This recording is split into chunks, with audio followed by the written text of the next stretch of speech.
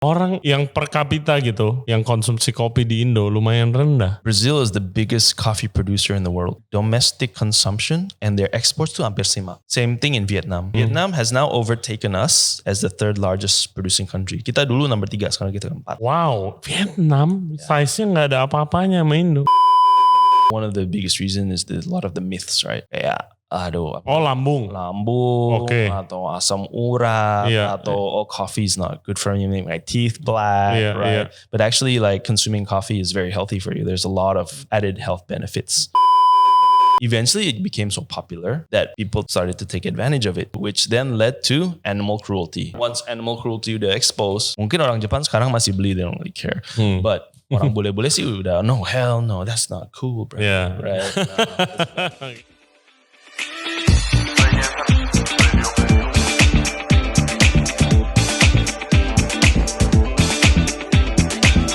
Okay, we are back everybody. Thank you very much for tuning in to Janson Radio Podcast. Ini adalah part kedua dari obrolan kita bersama co-foundernya Common Grounds, Aston Utan. Nah, di part 1 kemarin kita udah ngomongin tentang industri kafe dan juga tentang sisi bisnisnya. Di episode ini kita akan ngomongin tentang industri kopi. Nah, gua kan cukup awam nih di dunia kopi. Gua gak bisa bedain beans ini dari mana, kopi ini dari mana, asalnya tipenya aja apa, gua gak tahu. Nah, ternyata, tahukah kalian kalau ternyata Indonesia itu di industri kopi dunia, ternyata konsumsi kopi di Indonesia itu ternyata gak banyak dan masih banyak negara-negara lain yang gak bisa produksi kopi, tapi yang minum kopi itu 2, 3, bahkan ada yang 5 kali lipat dari Indonesia. Itu fact yang sangat bikin gue mind blown. Nah, kita akan banyak belajar tentang kopi di episode ini. So, hope you guys enjoy the show dan nonton sampai habis. Seperti biasa, jangan lupa subscribe di Janson Radio Podcast. Kita ada di YouTube, Spotify, Apple Podcast, Google Podcast, dan juga Anchor App. For further updates, cek Instagram kita di Janson Radio dan juga kita ada di TikTok. Okay, please welcome for the second time Mr. Aston Utan. Enjoy the show. Gue sekarang mau ngomongin about the coffee, especially the barista. Iya kan? Common Grounds itu gue yang bukan orang kopi aja tahu kayak menang banyak awards. Baristanya gitu. Who, I don't know. Tapi banyak lah megang awards dari kompetisi-kompetisi kopi yang ada di Indo dan mungkin internationally, right? Gue mau nanya, kalau si barista lu itu menang, does it affect the sales? Does it affect the sales? Oh, si barista A baru menang, si Aston baru menang nih baristanya. Yuk kita ngopi di sana pasti lebih enak. Nah, secara garis besar sih no. It's not a direct kayak intinya lu masukin $1 besok dapat $2 gitu. Absolutely not. Karena kan lu kalau mau barista lu ikut kompetisi lu harus invest dia latihan mungkin kan. Oh, tons of produk. Ya kan. I can spend up to or more, sometimes more than 100 million on one person. Mother. Yeah, dude. Yeah. Fuck man. Yeah. Karena you have to buy the best of the best ya kan. Maksudnya dari coffee beans-nya sendiri, dari tools-nya. Maybe dia perlu coach juga atau apa.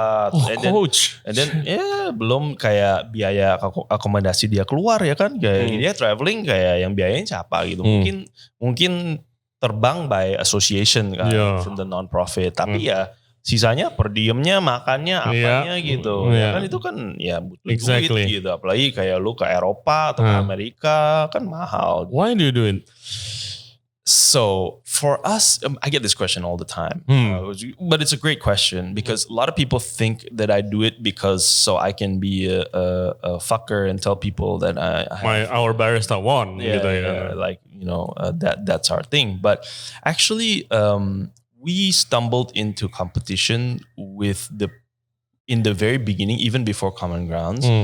Karena it was pure interest, kayak penasaran gitu. Kayak we knew competition was happening almost every year tuh ada. Cuman at that time in our first store that didn't pan out, one of my partners si Joshua itu nyoba gitu karena they was like, oh this is interesting, let's try it out. Why not? What do you gotta lose ya kan? At that time it was not as serious as it is now juga gitu. Nah dari sana kita nyoba. he didn't even make the semifinals or whatever it is. Tapi banyak belajar, and then banyak kayak oh ya seru juga nih, something different ya kan gitu, something yang you can compete on other than business lah gitu. Karena bisnis juga ya hasilnya results kan nobody can really tell ya kan. Kalau ini kan completely jelas gitu ya kan, transparent.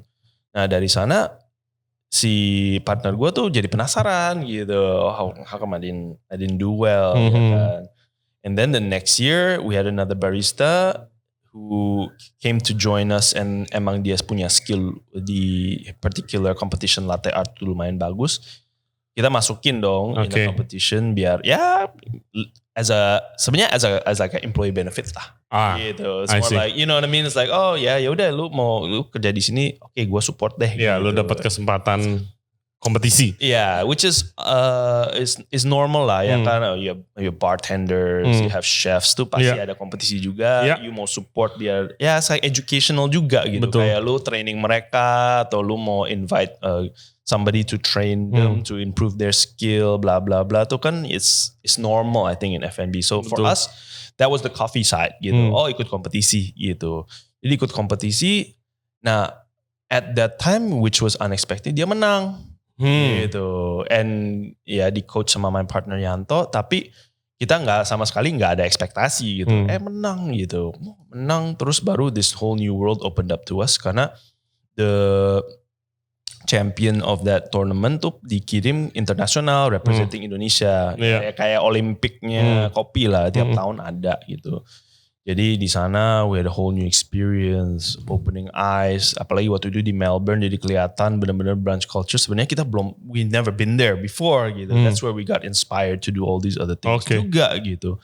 And then the next year my partner compete lagi, and then dia menang gitu. We were much more serious. We knew what we were doing, but we still didn't expect to win. But he won.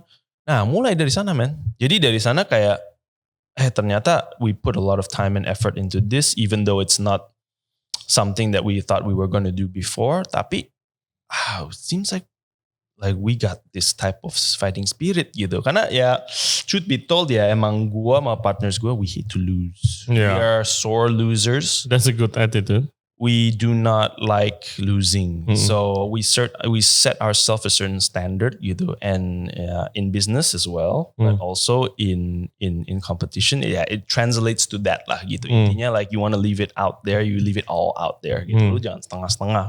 Lu udah keluarin biaya, udah keluarin waktu segala, ya lu preparation for that tuh harus kayak orang gila gitu, which is what it turned out to be as a culture in our company buat barista gitu. Jadi barista yang serius-serius ya mau ikut common ground gitu. We will support you as long as you're fucking serious about it gitu. And if you're serious about it, we will ride you until the wheels fall off sampai hopefully you bisa jadi champion. And luckily for us, you know, with hard work, determination, a little bit of luck, we managed to churn out quite a lot of baristas gitu. And my God. From barista champions. And then from that juga we made a lot of history internationally juga gitu. Jadi barista kita from my cousin itu udah 3 kali juara, 3 kali participate di world tuh selalu peringkatnya naik gitu. Naik terus sampai the first Indonesian yang masuk semifinal gitu. Terus di continue again sama my barista Mikhail. Dia juga dapat record the 4th in the world, the best position of any Indonesian barista champion. Nah dari sana tuh udah mulai inspire the whole industry juga. Kan? So for us, especially as a producing country, it's very important for us that our coffee community and our baristas are as highly skilled as are internationally. Gitu. Benar. Karena kebanyakan biasanya yang menang tuh yang bukan in coffee producing countries. Betul. Gitu, which is like kind of odd, ya kan agak aneh gitu. And then if you can win as a coffee producing country, ya of course the incentives tuh jauh lebih tinggi kan. Ya government ada involved, ini itu karena has to do with agriculture and jadi sports. the bigger picture-nya lebih positifnya situ ya. Gitu. Hey guys, kalau kalian suka konten seperti ini, jangan lupa like the video dan juga subscribe ke channel kita, Janson Radio Podcast. Back to the show. Gua nanya, dulu gue pernah podcast beberapa kali sama barista. Emangnya kopi Indo itu quality wise yang diproduce di grow di sini itu tidak superior yang luar negeri gitu. Karena teknologi agriculture-nya mungkin atau understanding-nya. Benar gak sih? It's a good question. It's gonna be a diplomatic answer, tapi diplomatic like real gitu. Because it comes down to the very basic science of it, which is coffee itu kan sebenarnya buah. It comes from a cherry. Kan? And as you know, every fruits itu seasonal. Not every year tuh rasanya sama. Betul. And then it heavily is affected by geology. Ya kan, secara geografis, secara soil content, beda udah rasanya cuaca, gitu. temperature, ya pasti beda gitu. Intinya kayak, I wanna grow mangga like durian di sini, sama durian di misalnya Malaysia kayak atau Thailand kayak, itu pun juga di gunung apa atau whatever tuh beda rasanya. It's not the same, ya kan? Durian sini, durian sana, montong sama yang Musang King atau apa ya. But it's the same fucking fruit, bro. Yeah. Ya varietalnya beda juga efek lah. Tapi the very basic answer to the question is, that's the main thing. Cenderung kopi Indonesia itu lebih kayak earthy, chocolatey, and spices gitu. Dimana like let's say di Afrika itu lebih kayak like red fruits, tea-like sama floral, jasmine. I think of course different, even in Indonesia ya, lu ada kopi dari Sumatera sama dari Sulawesi, dari Bali tuh rasanya beda-beda secara basicnya ya kan. So it's the same gitu, cuman ya gara-gara orang tuh udah identify kopi Indonesia dengan these characteristics, mereka think that kopi Indonesia tuh semua kayak gini, which is not true. Not true at all. Jadi orang di my coffee industry as a whole, karena they grew up with that idea, mereka selalu asumsi, kopi Indonesia kayak gini gitu. Which is the same as Brazil, mirip Brazil juga. Brazilian is always like chocolatey and like heavy body, syrupy or nutty gitu. But again, I've tried lots of Brazilian coffees that are very fruity juga gitu. So right now what's happening that's very exciting is that emang at origin, a lot of baristas and a lot of coffee and coffee users itu mulai untuk experiment in origin, ya kan? With what? Fermentation. That's it, man. So it's exactly the same sort of concepts that you use in wine producing, they're using in coffee now. So basically, the base flavor or characteristics or profile of that particular coffee bean itu di alter through fermentation. That's I mean, we ferment all sorts of shit. You know what I'm talking about. It's just it's natural, ya kan. Cuman emang you're changing the basic, some of the basic flavors, or you're expanding on them, or you're extrapolating on them. You're changing it, into making it more funkier and fruitier. Usually a lot of sugars and sweetness juga gitu. Nah, that's what's happening right now in a lot of origin. Jadi with the same coffee cherries, lu bisa. Iya, rasanya beda-beda. Kalau lo yang di fermentnya berapa hari ini, ada yang berapa minggu, jadi apa gitu kan ya. And not only that, kayak you're using lactic bacteria, you're using yeast bacteria, using some people are using koji now. Like it's all crazy, dude. It's like insane. Jadi itu a new thing ya berarti? Past few years. Gitu. And it's happening worldwide. Gua have experienced it first hand. Jadi gua lucky enough tahun lalu tengah tahun tuh gue ke perkebunan kopi di Gayo.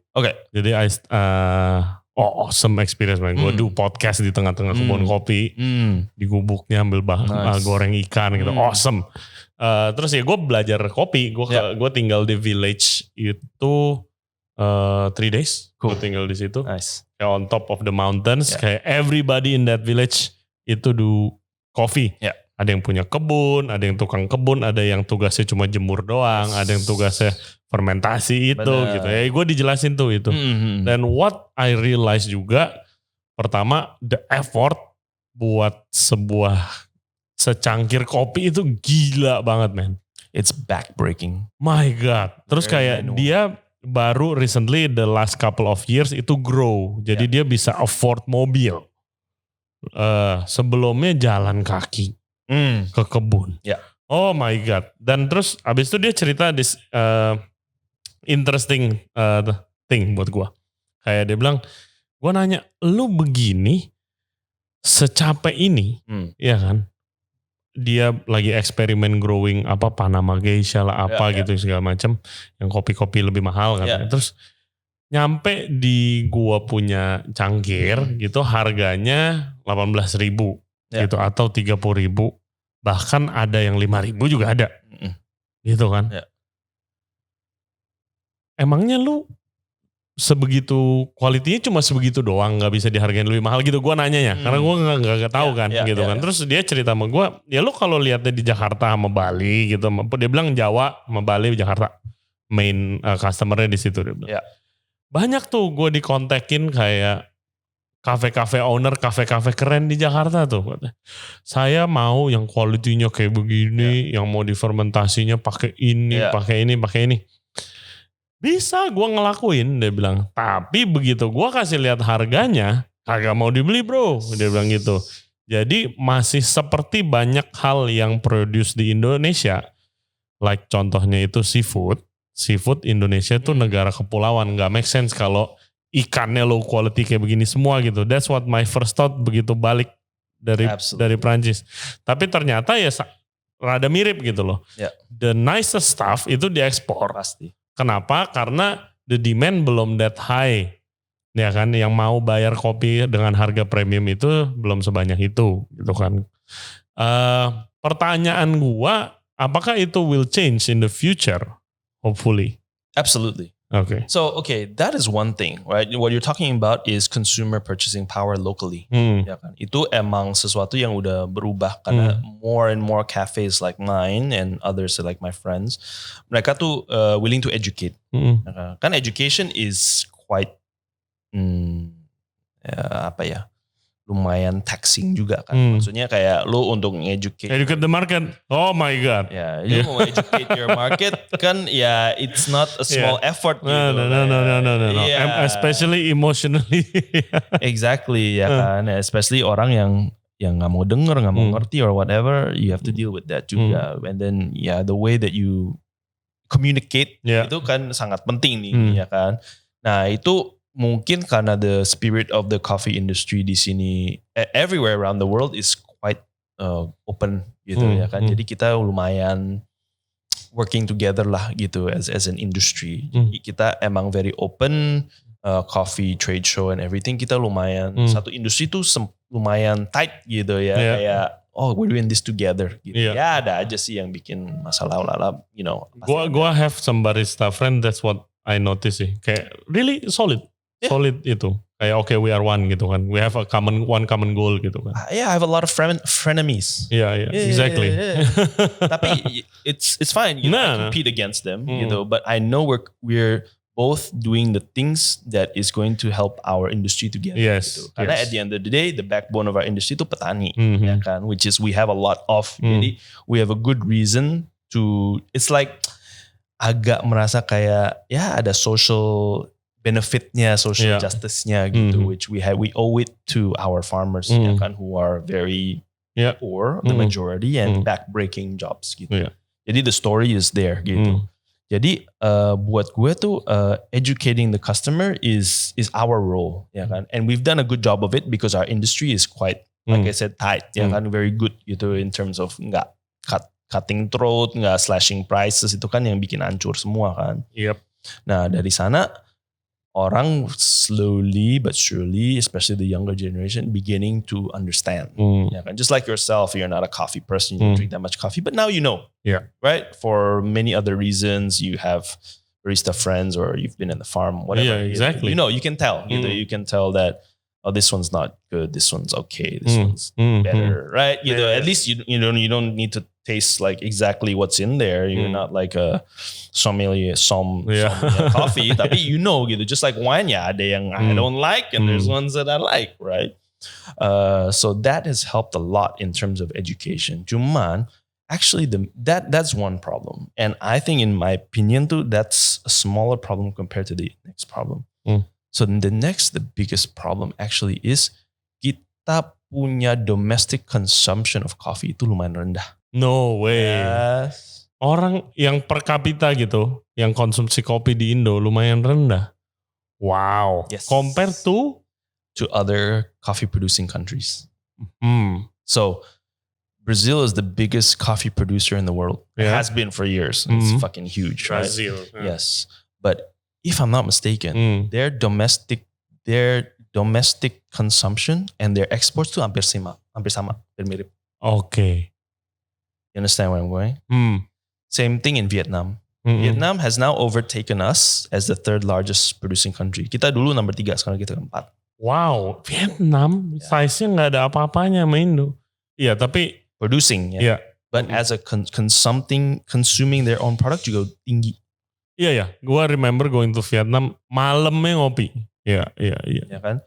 Terus ya, you know, obviously all the other areas, especially the highest consuming kan Scandinavia, blah blah blah, but they don't produce kan. South America also drink a lot of. Yeah. We are one of the lowest in terms of coffee producing countries that have a strong domestic consumption. Wow. Padahal we are the 4th most populous country in the world. Iya, makanya it's so mind blown, kayak ya mungkin karena gue di Jakarta atau Jawa doang ya. Kok kafe di mana-mana gitu kan. Beda. Jakarta udah pasti kelihatan. Every 5 steps ada satu kopi. Tapi again, you don't realize that, like let's say for a fact in Australia, the average Australian drinks 3 cups a day. Right, 3 cups a day. Yeah. Right, whether it's at home or cafe, whatever. That's a lot. Indonesia nggak sampai 1 a day. Iya, kadang ada nggak ngopi, kadang betul. Because some of my customers, they will come in and sometimes they'll drink coffee, sometimes they won't. Yeah. One day they'll drink coffee. Mocktail, tea atau apa gitu. Oke. Wow. Yeah, man. Jadi intinya the consumption of coffee in our domestic itu emang masih sangat rendah gitu. That is there's many different reasons for that, but one of the biggest reason is a lot of the myths, right?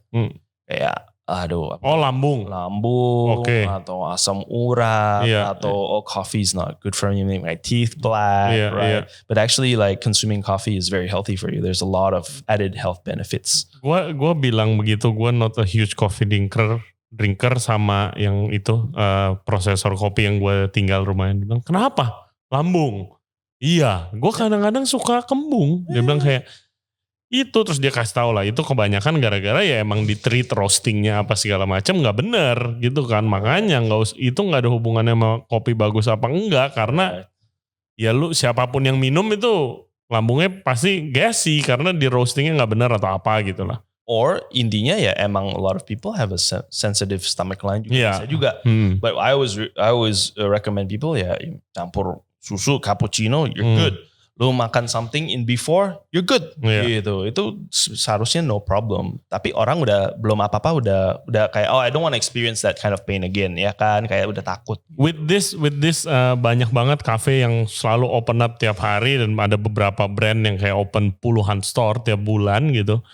Consumptionnya naik gak sih? As a overall? Yeah, as overall. In the store. As a overall. Because in the store, you would be quite surprised, especially in my own stores, to see how much coffee I sell compared to other drinks. Sometimes in some stores, I sell other beverages the same as I sell coffee for a coffee shop. Damn. That's For me, that's fucked, man. You know what I mean? I mean, it's a good thing and a bad thing. The good thing is, I have other products that people like, right? Yeah. Great, come in, I don't care. You drink my lychee iced tea or my whatever. Silakan. That lychee iced tea, right? I gotta pay my rent somewhere, right? Ya kan? If you want to drink coffee, fine. Tapi as a whole, kelihatan gitu the characteristics of orang kita ya emang coffee consumptionnya tuh still relatively quite low. Gitu. That's okay. Yeah, so. And in general, orang kita juga udah terbiasa dengan mitos kopi pahit, kopi nggak enak, atau kopi yang ya cuma nggak enak pahit gitu ya kan, cuma baunya aja yang enak gitu. And then that in addition to being from generations brainwashed by instant coffee, because people think instant coffee is coffee. Yep. It's not. really. No, at all, right? So, and instant coffee is like sweet with sugar, 3-in-1 gitu. That's something kayak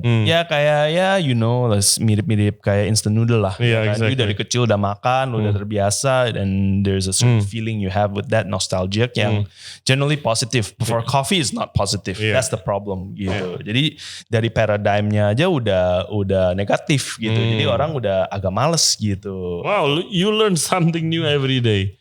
It's very interesting. Wow. Yeah. So because I used to be in Unilever, like I do a lot of consumer insights and I look at a lot of different things that I was like, I want to find out. It's like, why the fuck is it like this gitu? Why is it like this? And I look at my business like, why is it like this? And then you have to adjust kan gitu.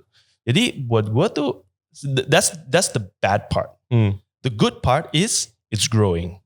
Good part is that people are drinking more coffee, even though it's not the same as 3 cups a day yet. Yeah. And the potential is very big because we have so many people. Gitu. Jadi seharusnya the future of coffee in Indonesia It's good. itu still very good. Gitu.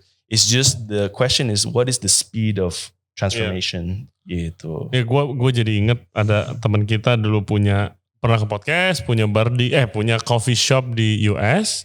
Itu bisa 3 kali balik. Kalau office-nya dekat cafe, kan? Same person bisa 3 kali balik. And bukan nongkrong seharian laptopan nyari wifi gitu. Just grab and go. Grab and go. Iya kan. That's how coffee businesses survive in the Western world. Yeah, gitu. yeah. And another thing, if you don't mind me just blabbering about. Put the mic. Sorry man. Okay. Jadi di Jakarta and in Indo in general, kita tuh nggak jalan man. Kita naik mobil. Yeah. Panas, whatever. Ya, from point A to point B, mau deket, mau jauh, kita pasti naik mobil, naik ojek, naik apa ya kan.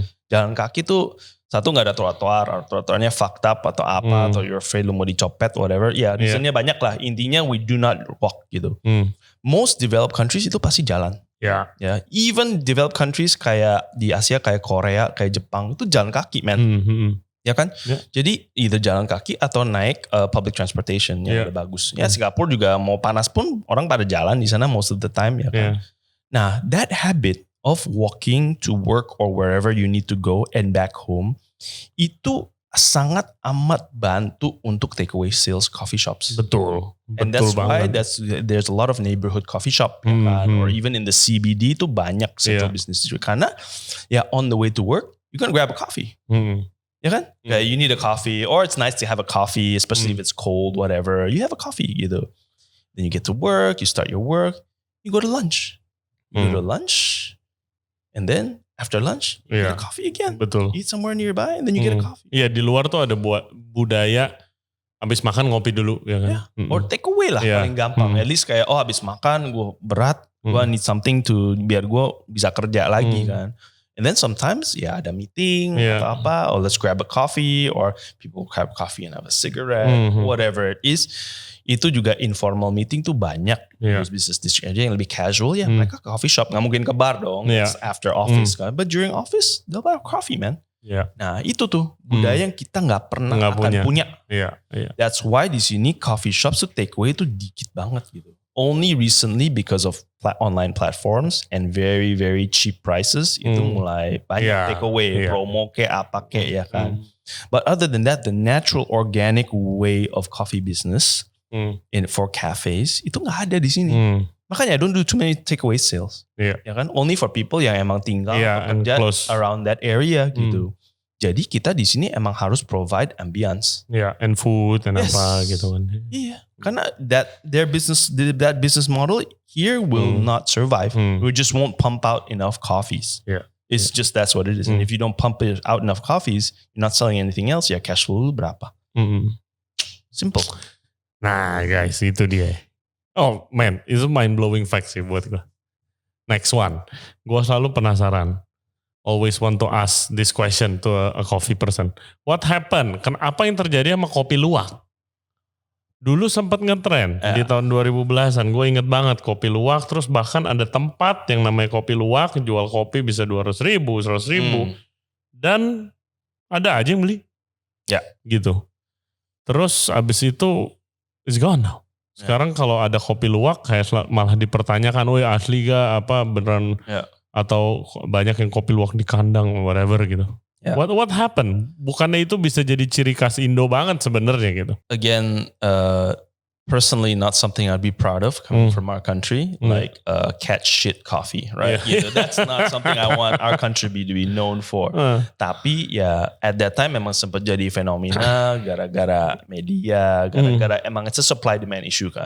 Ternyata ada this wild civet cat yang suka makan coffee cherries gitu. And after they eat it, they shit the coffee bean out. And wow, it's different. And it's probably not. It's a different kind of fermentation, but not one that I want to try, bro. Tapi you drink it. I'm sure you tried, right? I have, but that's just one time. And I've actually seen it like in its pure form. Fresh form.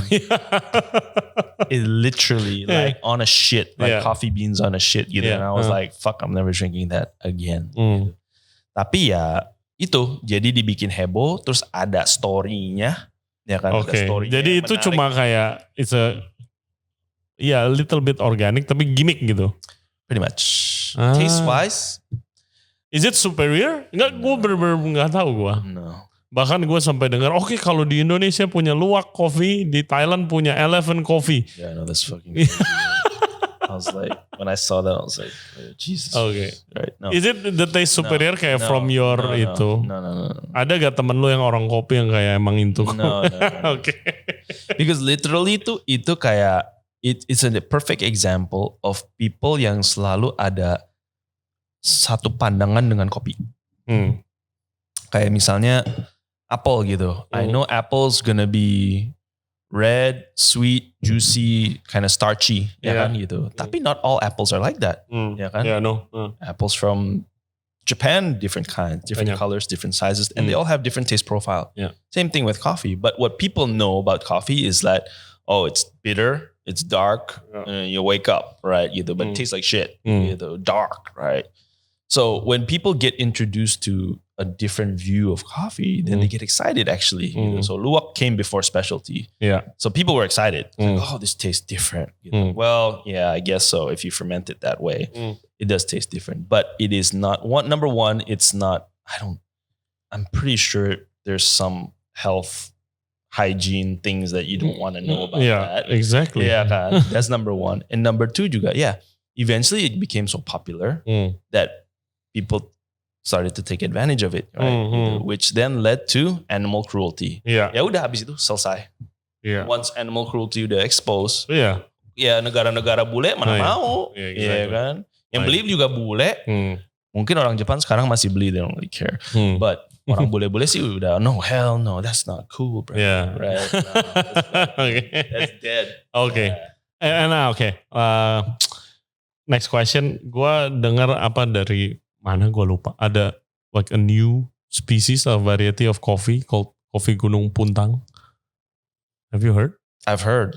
Yang katanya dipikir udah gak ada jenis kopi itu, tapi lagi di regrow and everything gitu. Have you tried? I think I've tried it. I've pretty much tried every coffee there is. But emang right now itu lagi menjadi I don't want to call it trend ya, tapi something new that's happening in coffee. Something exciting new gitu. Yeah, jadi for a long time it was fermentation and anaerobic, like carbonic maceration yang kayak wine style, taking the CO2 out, fermentation.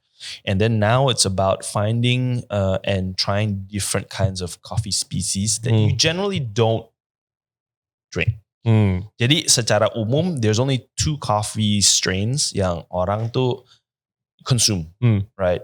Main strains, which is Robusta, which is the dark shit, the cheap shit yang you can grow anywhere. Therefore the name Robust is in there, right? It's easy to grow, lower highland. And then there's Arabica. Arabica yang lebih tinggi, cenderung lebih manis tapi juga lebih ada acidity. And harder to grow, very susceptible to disease, and susah lah, it's the mountains, ya kan. Jadi complex taste. Jadi people know those things gitu. And then keturunannya ada lagi tuh, Arabica ada Pacamara, Geisha, different variants banyak gitu. Tapi of course because the coffee is a very old, right? It's an old fruit. People have been consuming it for hundreds of years. Pasti kan ada cross training, cross breeding, and there's a lot of variants actually. Like even in Ethiopia, which is a lot of people consider as the birthplace of coffee. A lot of people in Ethiopia pun tuh they haven't identified all the different strains. Oke, karena banyak. Karena banyak, and then lu harus bawa ke lab, lu harus certified. Itu kayak, like official white people stuff, right? For us, like, oh, it's good, okay. Ya kan? Jadi ya, gue yakin di Indo juga sama. Gitu. Apalagi kita di coffee growing area tuh kayak terpencil yang ngurusin yang family udah beberapa generasi di kopi. Kan mereka gak terlalu pikirin kan gitu. Mungkin sekarang ternyata ini agak beda sama yang ini ya gitu. Oh iya ya gitu. And then they're like, oh let's figure it out. Intinya kayak, yes, there are tons of varietals out there. Even belum lama tuh ada getting popular kayak Liberica. And then this other one gitu. I remember tuh ya. Yeah, basically they're out there. But emang they're not generally consumed. Gitu. Jadi makanya when coffee people find something new, they get really excited. Whether it's better or not, something new to another coffee. Yeah, but that's something a personal preference. Yeah, I mean, great, especially for Indo, yang we always need something new, right? Something new, something exciting, something different. Great, gitu. But does it affect business? Not really. Not as much gitu. In our industry, we're like, oh, you should try this. I'm like, okay, cool. Yeah, it is different gitu. It's sort of like between industry people kayak, oh yeah, cool ya. Yeah, exciting. Menarik, exciting gitu. But for the general consumer, they're like, yeah, it's not, you don't sell that much of that coffee gitu. So for me, it's as a business, I don't really care. As a coffee person, I'm like, oh cool, I'll try it. Great. Oke. Nah, last questions nih, kita udah mau malam, udah mau gelap. I'm sure you have places to go. Happy to be here though, man. I like this stuff. Oh, thank you. What's your next goal? Next big goal? 17 outlets. Menang kompetisi barista udah banyak banget. What's next, man? Man. I mean, I think continue to grow the brand tuh always the number one priority kan. And it's something that we've been doing dari kemarin, dari dulu gitu. Intinya kayak kita only in Jakarta, Surabaya, Bandung, Palembang. We can be in all the other cities. Maybe not that many, tapi ada presence where we're valued or we can bring value to the community or the city there. Growing the business is always exciting. Gue juga merasa the more that I grow my business, I have the ability to benar-benar develop professionals, hospitality professionals. Obviously barista, coffee professional, but also, in my company, it's not just barista. Yeah, I have server, chefs. No, I don't have no servers. All my baristas do everything for the house. But like chefs, even like accounting, marketing, semua tuh part of the company. I feed them too. We have drivers, we have kitchen hands, everybody deserves a shot at their own capacity gitu ya kan. And for us, because we've always had kayak this mentality of kita pengen develop orang, intinya kayak, we want to teach them, we want to give them the chance, we want to give them upward mobility, better salary, better benefits.